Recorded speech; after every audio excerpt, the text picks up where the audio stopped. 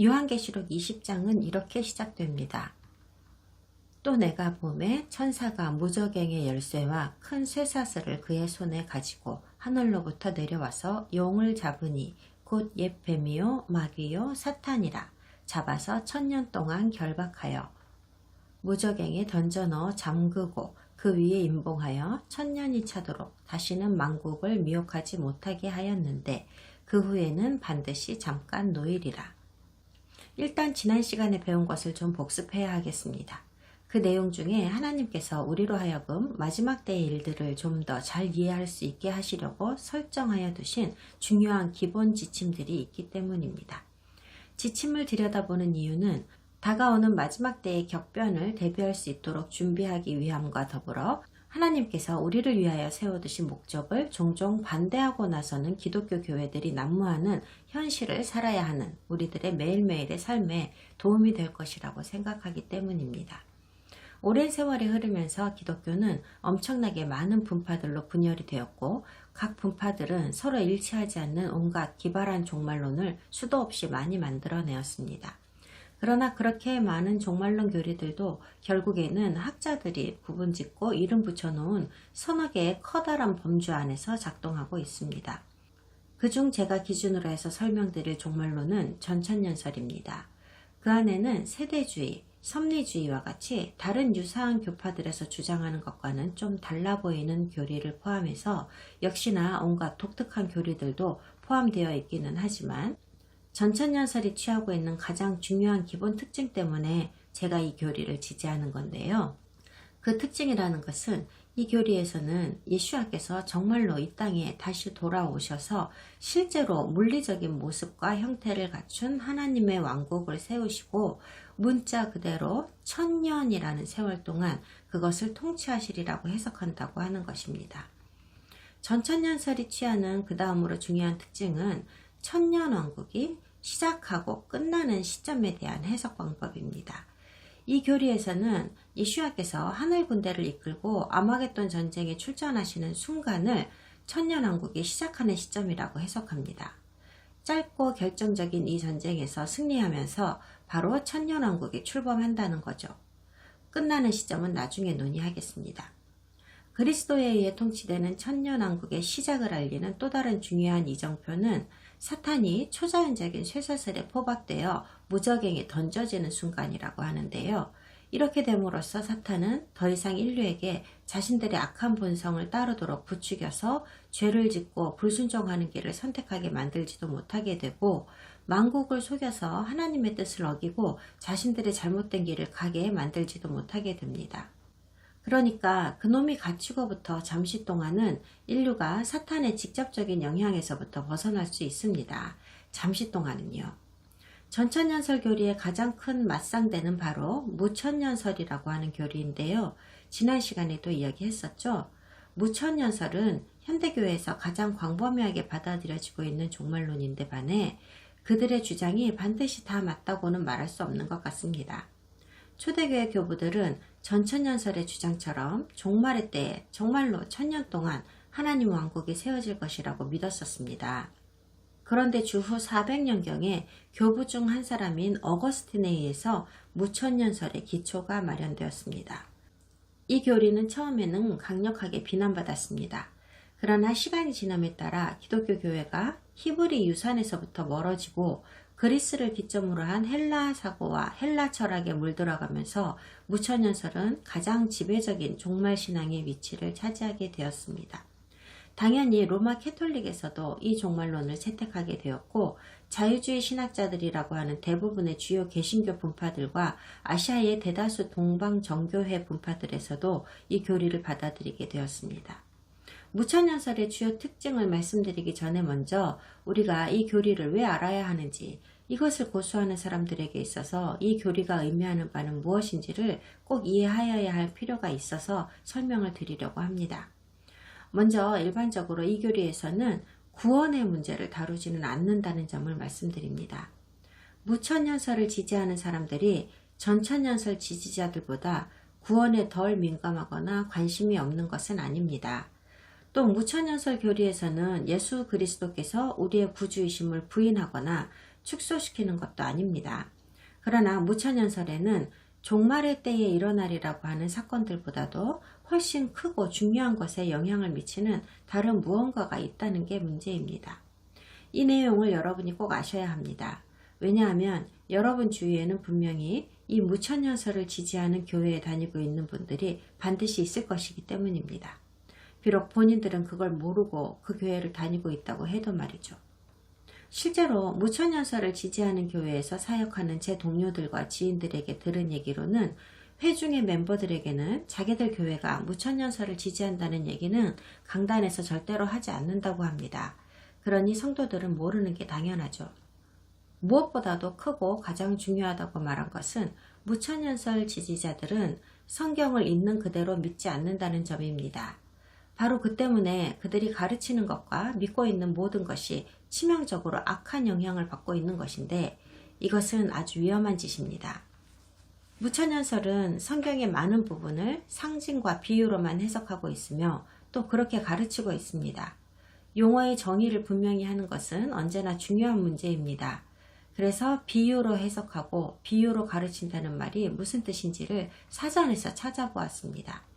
비유, 진실된 행위나 실제 존재하는 실체 혹은 인간의 존재 자체를 상징적이며 허구적인 것으로 묘사하거나 일반화하는 것이다.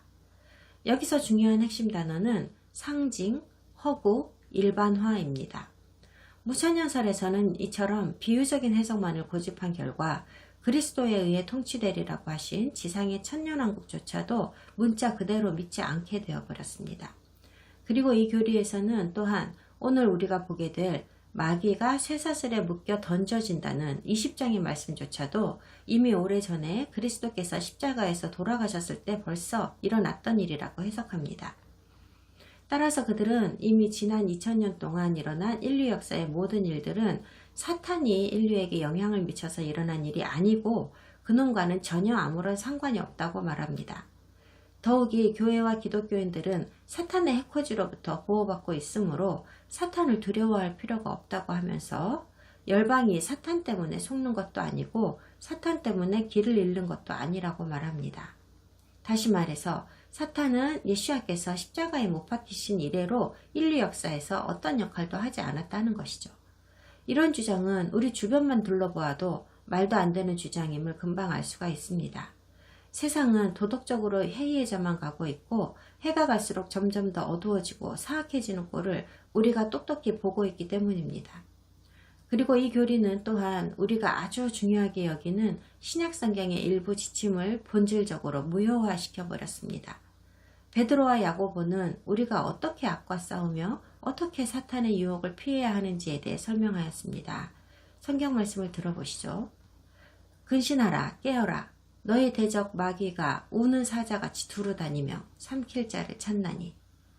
그런즉 너희는 하나님께 복종할지어다. 마귀를 대적하라. 그리하면 너희를 피하리라. 너는 장차 받을 고난을 두려워하지 말라. 볼지어다. 마귀가 장차 너희 가운데에서 몇 사람을 옥에 던져 시험을 받게 하리니 너희가 10일 동안 환난을 받으리라. 네가 죽도록 충성하라. 그리하면 내가 생명의 관을 내게 주리라. 인용할 수 있는 구절이 이외에도 얼마든지 있지만 이것으로 충분하다고 생각합니다. 그리스도께서 못 박히신 이후에도 수십 년, 수백 년 동안 계속해서 사탄이 성도들에게 얼마나 위험한 영향력을 행사하여 왔는지를 보여주는 구절이 너무나도 많이 있습니다. 그러니까 사도들은 대적이 그들의 스승님에 의해 포박되었다고는 전혀 생각하지 않았던 겁니다. 그러므로 저는 무천연설이라는 교리는 교리적 오류 이상으로 아주 형편없는 궤변들로 구축된 엉터리 교리라는 사실을 여러분께서 똑똑히 아셔야 한다고 생각합니다. 성도들로 하여금 사탄의 위험에 대하여 안일하게 생각하게 만드는 아주 사악한 교리입니다. 또한 성경을 공부하고 특별히 요한계시록을 분별하려는 과정에서 우리 성도들로 하여금 초점을 벗어나서 엉뚱한 방향으로 빠져버리게 만드는 아주 나쁜 교리입니다. 그러니까 이제 우리는 요한계시록 20장의 처음 세 구절을 통하여 천년왕국이 시작되는 이 시점에 와서 비로소 이 세상의 모든 일들로부터 사탄이 완전히 배제되게 되었다는 점을 이해할 수 있습니다. 그리고 미래에는 성경에서 말씀하시는 문자 그대로의 천년왕국이 분명히 존재하게 될 것이며 그 왕국은 우리 예수아에 의하여 직접 통치될 것이라는 점도 우리는 알게 되었습니다. 그러나 그 천년의 기간이 끝나는 시점에 하나님께서는 아주 잠시 동안 사탄을 이 세상에 다시 풀어놓으실 것입니다. 사실 몇 구절 후에 이 사건에 대한 자세한 진술이 적혀 있습니다. 우리는 벌써 계시록 20장을 여러 번 읽었으므로 오늘은 몇 구절만 다시 보도록 하겠습니다. 20장 4절부터 6절을 저랑 함께 읽어보도록 하겠습니다. 또 내가 보좌들을 보니 거기에 앉은 자들이 있어 심판하는 권세를 받았더라. 또 내가 보니 예수를 증언함과 하나님의 말씀 때문에 목배임을 당한 자들의 영혼들과 또 짐승과 그의 우상에게 경배하지 아니하고 그들의 이마와 손에 그의 표를 받지 아니한 자들이 살아서 그리스도와 더불어 천년 동안 왕노릇하니 그 나머지 죽은 자들은 그 천년이 차기까지 살지 못하더라. 이는 첫째 부활이라. 이 첫째 부활에 참여하는 자들은 복이 있고 거룩하도다. 둘째 사망이 그들을 다스리는 권세가 없고 도리어 그들이 하나님과 그리스도의 제사장이 되어 천년 동안 그리스도와 더불어 왕노릇하리라. 이 대목에 대한 자세한 설명을 얻으려면 지난 시간 강의를 온라인으로 보시면 되겠지만 요점만 말씀드리면 보좌와 그 위에 앉은 사람들의 수는 12개라는 것입니다. 이들은 그리스도의 12제자들입니다. 그리고 오로지 이들만이 자기들 개개인의 보좌를 받게 됩니다. 이들이 이스라엘 집 12지파를 다스리게 됩니다. 확실하게 말씀드립니다. 12보좌에 앉는 사람들은 이스라엘 12지파의 구성원들 중 예수아를 메시아로 믿었던 사람들이 될 것입니다. 그렇다고 해서 우리 같은 일반적인 성도들은 4절에서 말씀하시는 사람들에 포함이 되지 않느냐 하는 건 아닙니다. 성도들은 의로 죽은 자들을 포함해서 자연사를 했든 살해를 당했든 어떤 이유로 죽었든 간에 모두가 다시 살아나서 메시아와 함께 천년 동안 통치하게 될 것입니다. 그 설명 뒤에 표면적으로 보면 꽤 모호한 문장이 하나 등장하는 것을 봅니다. 이는 첫 번째 부활이라 라고 하시죠. 그런데 이 말씀은 나머지 죽은 자들은 그 천년이 차기까지 살지 못하더라 라는 문장 다음에 나오고 있거든요. 그렇다면 지금까지 언급한 모든 영혼들과 나머지 죽은 자들까지 모두 다 이 첫째 부활에 포함된다는 뜻입니까? 아니면 앞에서 조목조목 나열하였던 그 영혼들만 포함되고 그 나머지 죽은 자들은 포함되지 않는 겁니까? 고린도전서를 보면 이것을 바로잡을 수 있다고 생각합니다. 고린도전서 15장 22절부터 26절입니다. 아담 안에서 모든 사람이 죽은 것 같이 그리스도 안에서 모든 사람이 삶을 얻으리라. 그러나 각각 자기 차례대로 되리니 먼저는 첫 열매인 그리스도요. 다음에는 그가 강림하실 때에 그리스도에게 속한 자요. 그 후에는 마지막이니 그가 모든 통치와 모든 권세와 능력을 멸하시고 나라를 아버지 하나님께 바칠 때라. 그가 모든 원수를 그 발 아래에 둘 때까지 반드시 왕노릇 하시리니 맨 나중에 멸망받을 원수는 사망이니라. 그러므로 바울에 의하면 메시아와 연결된 모든 사람들이 죽음에서 부활할 것입니다. 그러나 사람에 따라서 특정한 순서가 있습니다. 첫 번째로 일어나는 사람들은 물론 메시아 다음이죠. 그분이 첫 열매시니까요. 메시아의 재림의 순간에 이르기까지 그분을 믿다가 죽은 성도들입니다. 그리고 그리스도께서 이 왕국을 하나님 아버지의 손에 다시 돌려드리게 되는 마지막 때에 CJB 성경은 이 마지막을 정점이라는 단어로 번역했습니다. 성도들의 부활이 또 한 번 있게 되는 겁니다. 그러니 명확하게 말씀드리면 첫째 부활이란 그리스도께서 하늘 군대를 이끌고 오시는 시점에 이르기까지 이 시점을 성경에서 말하는 주님의 재림의 순간이라고 결정한다면요. 그분을 믿다가 죽은 영혼들이 부활하는 것을 말합니다. 그럼 그 순간 이후 어느 시점에 나머지가 모두 부활한다는 말일까요? 그 다음 부활은 언제인가 하는 것은 매우 중요합니다. 그 답이 바로 나오죠. 천년 통치의 마지막이라고 합니다. 천년 동안은 이 왕국이 누구의 것이라고 했습니까? 그리스도 예수아의 것입니다. 천년이 지나면 무슨 일이 일어나죠? 그리스도께서는 왕국을 다시 아버지께 돌려드립니다. 그리고 그리스도께서 다스리시는 천년 동안에 그리스도께서는 세상의 모든 권세와 권력을 파괴하시게 됩니다. 모든 대적은 반드시 파괴되어야만 하거든요. 천년이 다할 때까지도 대적인 사탄은 죽지 않고 살아 있습니다. 갇혀 있을 뿐입니다. 그러므로 천년이 다하는 이 시점에야말로 사탄과 그를 따르는 자들이 최종적으로 영원히 파멸되어야 하는 겁니다. 3절로 다시 돌아가 보겠습니다. 천년이 다 찬 후에는 사탄을 반드시 잠깐 풀어줘야 한다고 말씀하십니다. 그러니까 사탄을 의도적으로 풀어주신다는 말인데요. 은밀하게 예수님과 하나님의 왕국에 대한 사악한 계획을 마음속에 두고 있는 자들을 척결하기 위해서입니다. 그러니까 천년왕국 동안에도 악은 믿는 성도들의 본성에 여전히 존재하면서 완전히 근절되지는 않는 겁니다.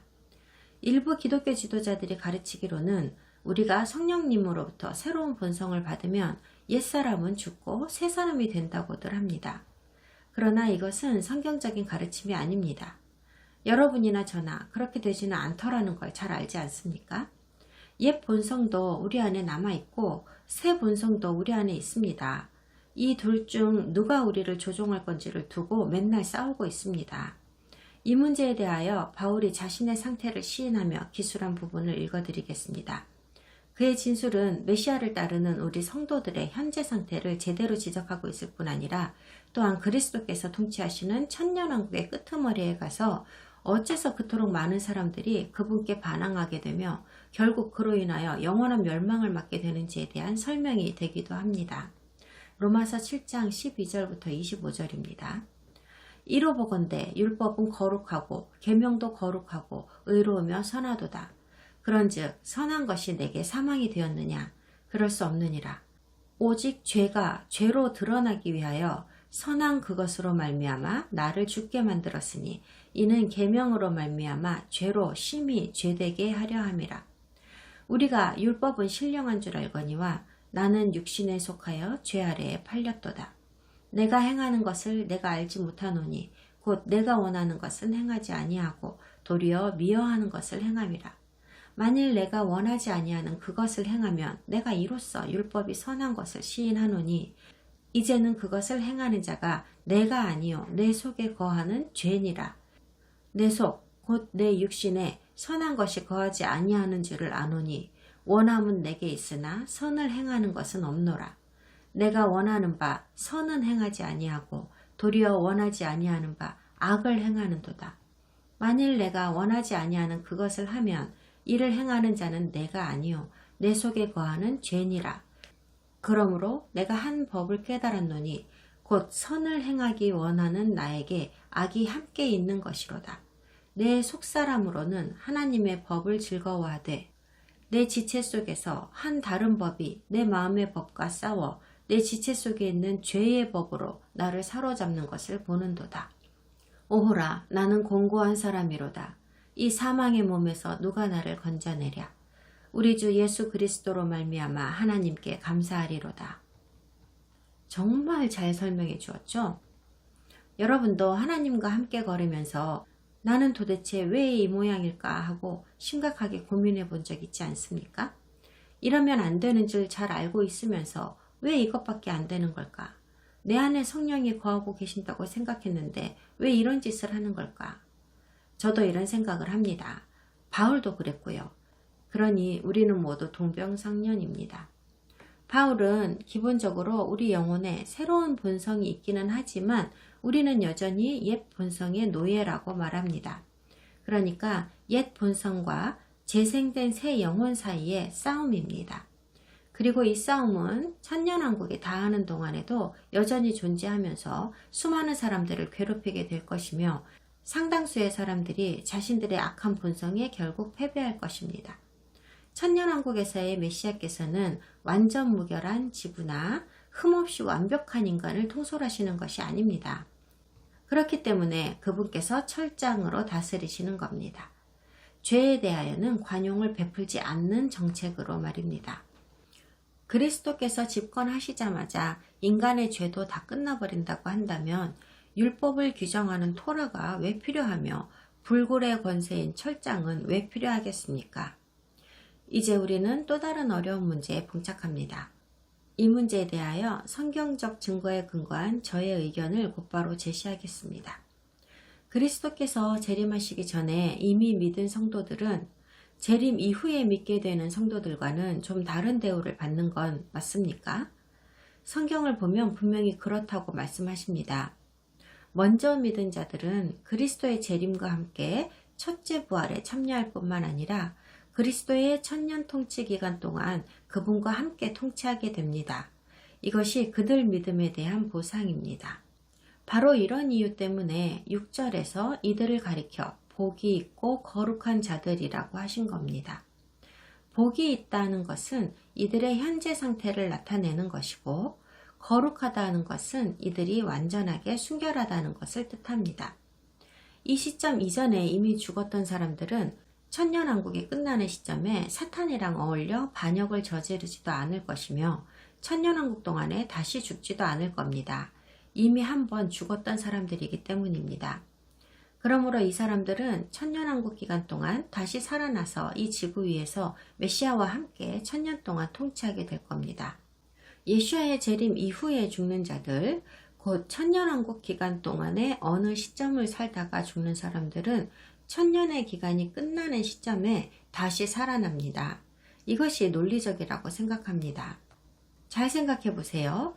천년왕국 기간의 초창기에는요, 종말의 때에 있었던 온갖 재앙으로부터 살아남은 소수의 사람들이랑 거기에 더하여서 재림 이전에 죽었다가 새로운 육신을 입고 부활한 영혼들이 혼합되어 있을 겁니다. 그렇겠죠? 그래서 이 지구는 혼합인구로 채워질 겁니다.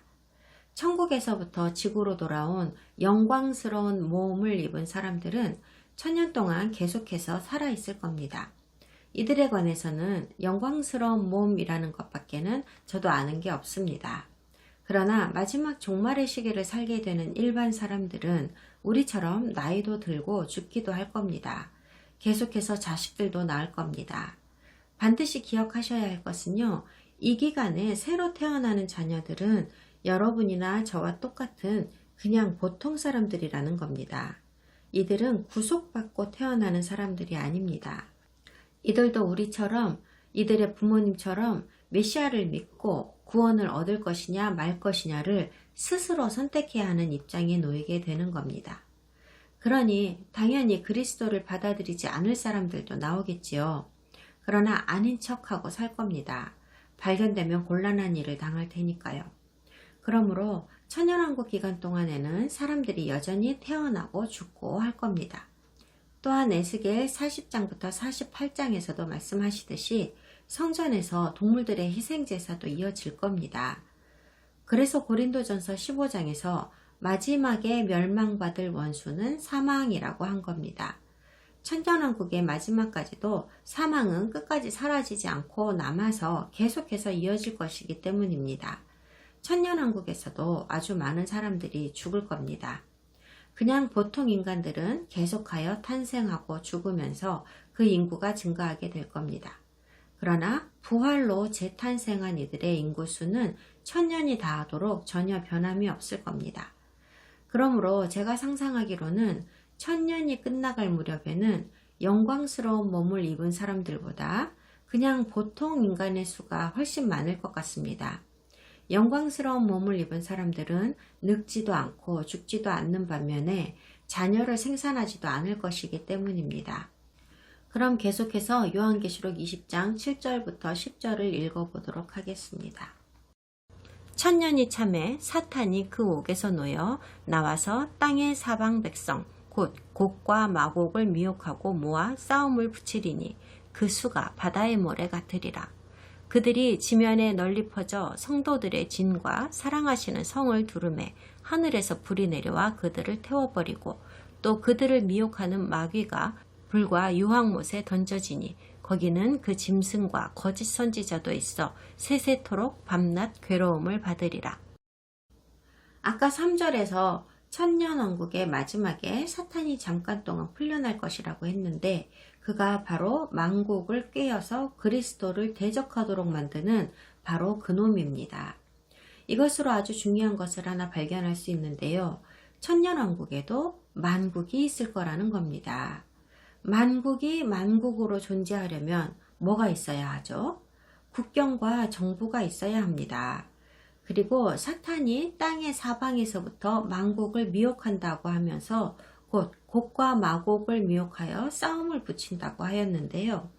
누구를 상대로 싸움을 한다는 말일까요?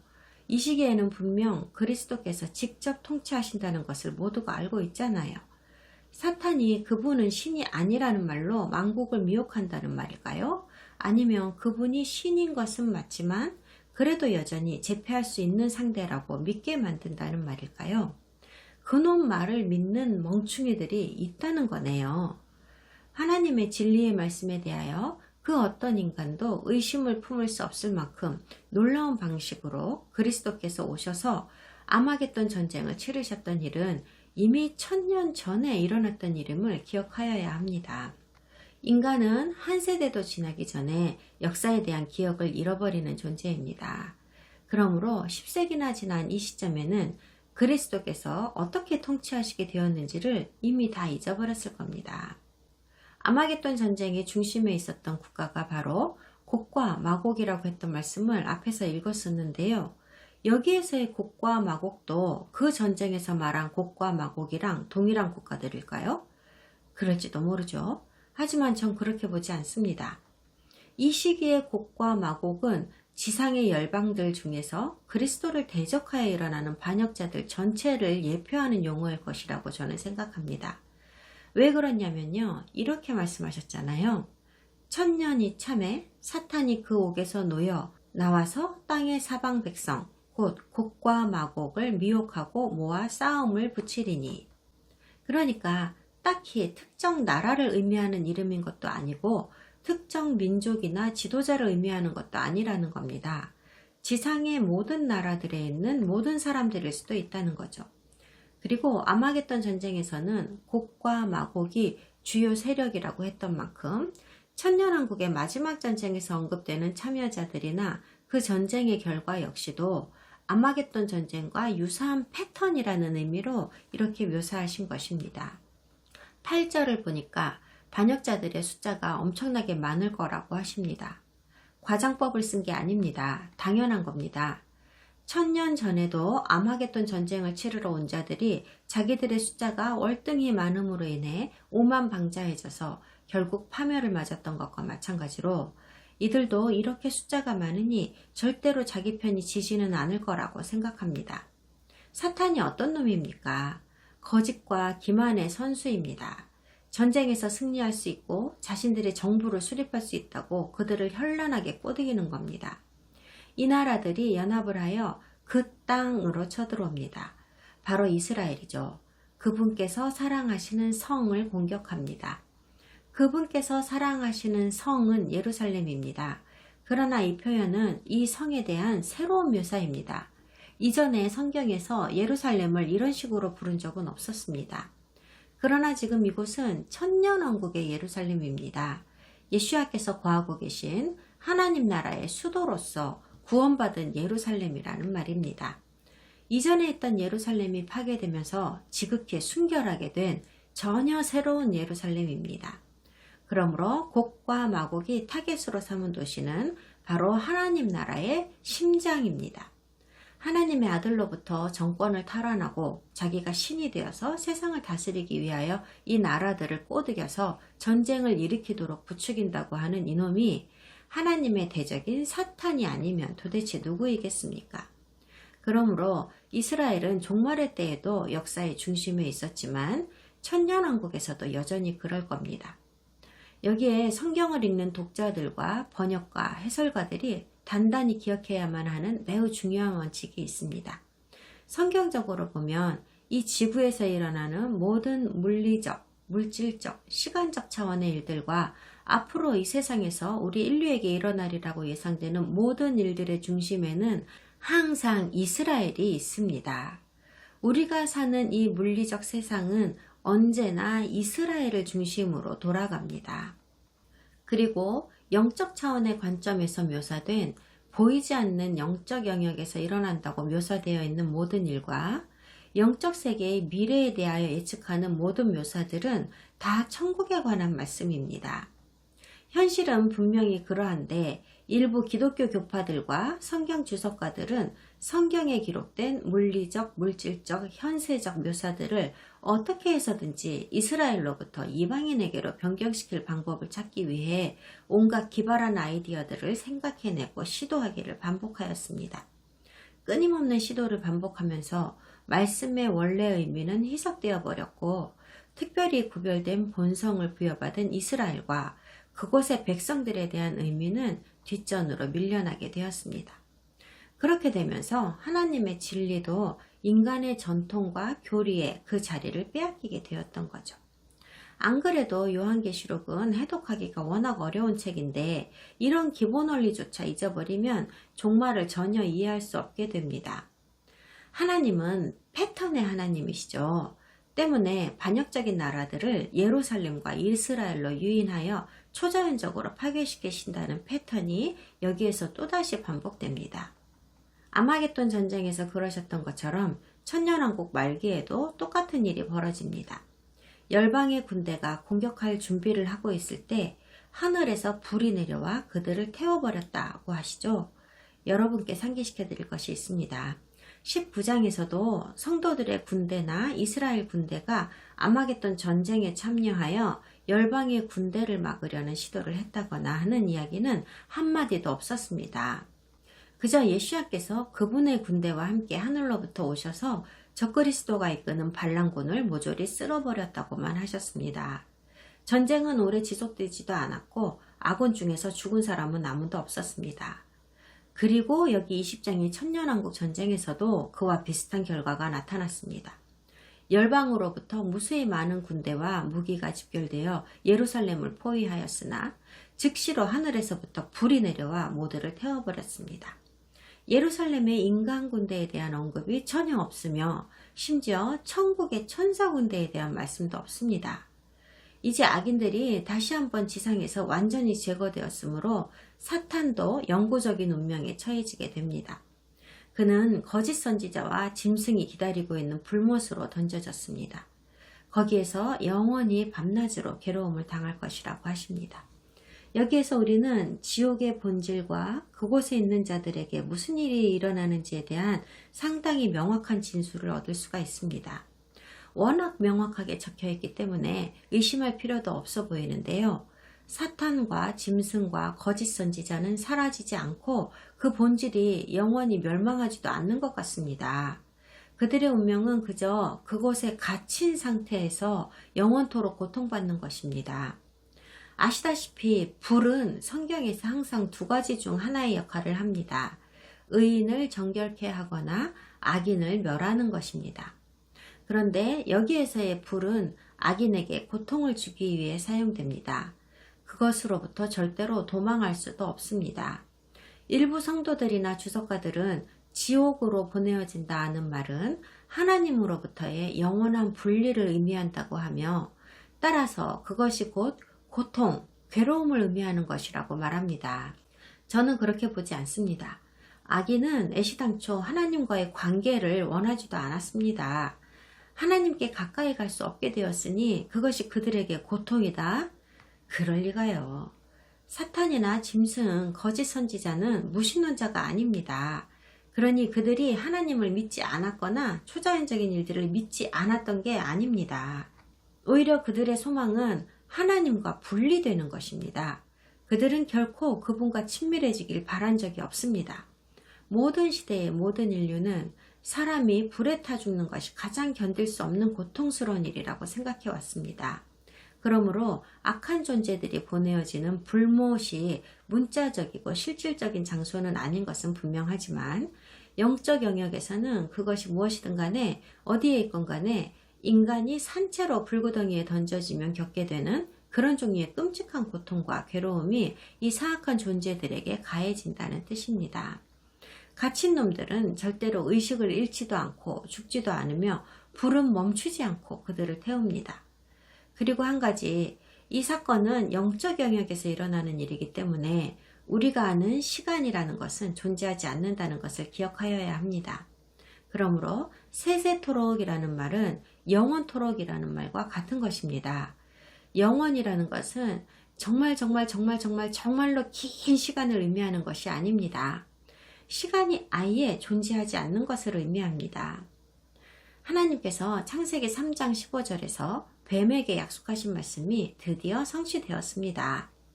내가 너로 여자와 원수가 되게 하고 네 후손도 여자의 후손과 원수가 되게 하리니 여자의 후손은 내 머리를 상하게 할 것이요 너는 그의 발꿈치를 상하게 할 것이니라 하시고, 다음 시간에 요한계시록 20장을 계속하겠습니다.